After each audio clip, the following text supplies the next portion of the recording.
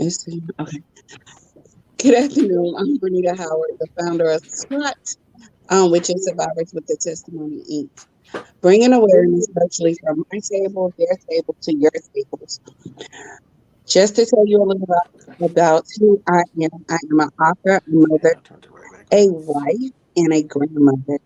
I am an advocate of domestic violence. I am also a certified life coach. But tonight we come to you to this panel is going to talk to you about trauma of the brain. We also have someone who's going to tell their testimony. We have a counselor, therapist, and we also have my vice chair. I'm going to let him introduce himself to you. Hi, I'm C. Dwayne Hanna, author of The Ripple Effect, The Lasting Effects of Domestic Violence. I'm an author, advocate, and professional speaker. I'm also a husband, father, and grandfather.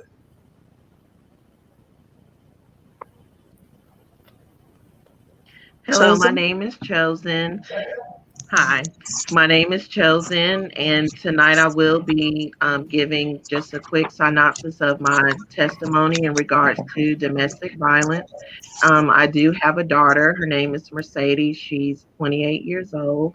I am single. I do not have any grandchildren yet, but I'm looking forward to that day whenever that comes. God has also gifted me with the ministry Chosen Eyes of Faith, which has three entities, and it consists of community outreach and devotional books and public speaking, as well as arts, as far as like wreaths and home decor, things of that nature. Awesome. Sean.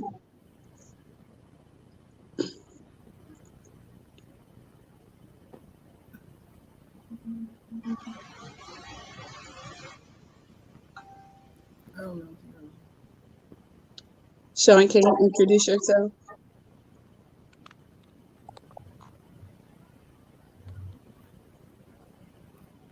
I think he's frozen. Oh, wait a minute. There he is.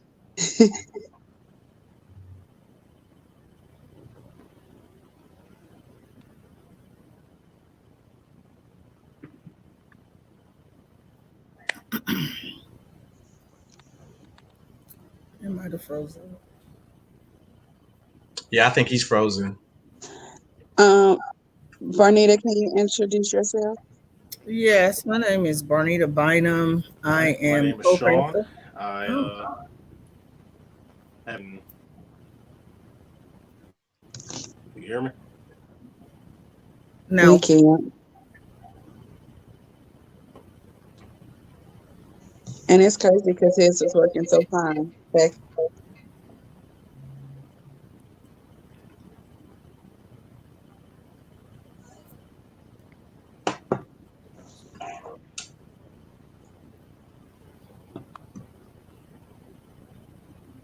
My name is Sean. I have experience working with psychology, and I work in a psych department. And for the state of North Carolina, I am the acting deacon of Truth Church. Okay. He's the son-in-law of the co-pastor. All right. Okay, I am Barnita Bynum, and I am co-pastor of True Fellowship. I am also the founder of I Survive Women's Ministry. I do have a degree in psychology and Christian counseling. I currently work at Pitt County Schools. I work with kindergartners, and I'm a grandmother of 5, and I'm soon to hopefully have more grandbabies. And I'm excited about being here tonight to bring awareness to what's going on in our world. All right, so we're gonna get right into it. Mr. Hennett, can you tell our viewers what domestic violence is? I consider domestic violence a willful, physical or mental, traumatic event. And I say physical and mental because it can be both.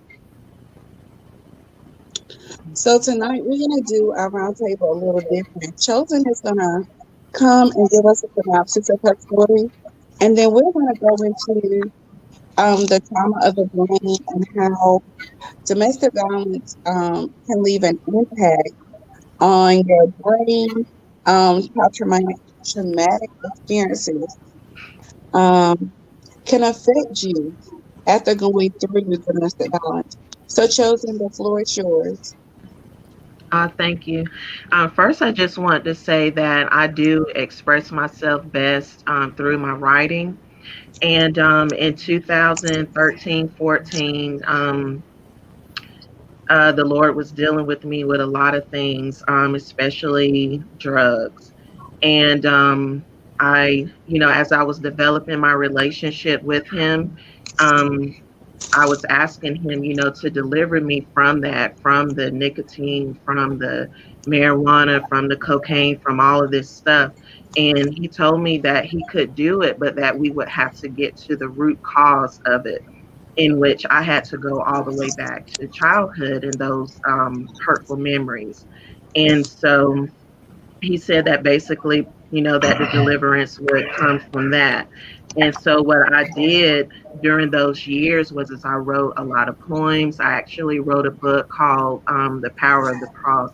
And The Power of the Cross basically gave a lot of more details than what I'm actually going to present tonight. And so, but tonight, what I'm going to do, like I said, I better verbalize through my writings.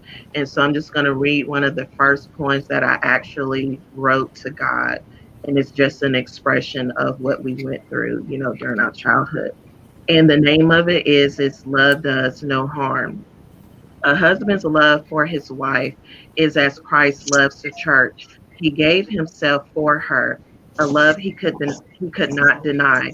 Intentional and purposeful, soothing and delicate cascades of passion shown towards your beloved. Vicious attacks doesn't define his greatest commandment. Generous gifts to her face was imposed with your fist. Drunken with wine was not always a factor. Continuously you swung as though she was an invading stranger. Brother and sister, small and frightened, yet bold and mighty, a solid open hand of power turned our faces because we tried to save her. Gasping for air, holding on to furniture rearranged by force, torn apparel, broken and bruised, looking on in terror, dazed and confused. Our hearts ache with every slap and scream, gaining our composure to keep us away. You threaten her life. We come after you again while scanning for objects to keep you, to knock you unconscious with. Raise your body off of our mama. At our children's head, you point a gun. A game of Russian roulette. You insisted we take turns. With a puffed chest, you ask, who am I? With a faucet of tears escaping our eyes, we whispered, Daddy, as we feared for our own lives. Blows to the face we never saw coming, but at least your attention was off our mama. Laughing and boasting as the atmosphere rained with agony and defeat, not a care as blood, sweat, and tears seep from your beloved's meat. Remorse, you never displayed none, while terrorizing your family seemed to be fun. Makeup couldn't cover scratches, bruises, or torn places. Movies of women being raped and beaten, tragic stories known. No actors here, for it was real in our home. Screaming for help was her first reaction. Neighbors heard it, but no one saved her. The terror within our home had to disrupt their peace, but no one bothered to call the police. Outsiders triggered a temporary transition, proud for others to see pictures in your wallet as you pretended to honor your family. Love does no harm. In her quiet state, you didn't retaliate, sneak attack, or plot because her love for you was unconditional, a love you knew not, a love defined by God that is intentional, purposeful, patient, and kind, a love that bears, hopes, believes, and endures all things, a genuine cascade of emotions shown towards the one you love. Agape love defined by God, a love you'll never understand until you take God by the hand.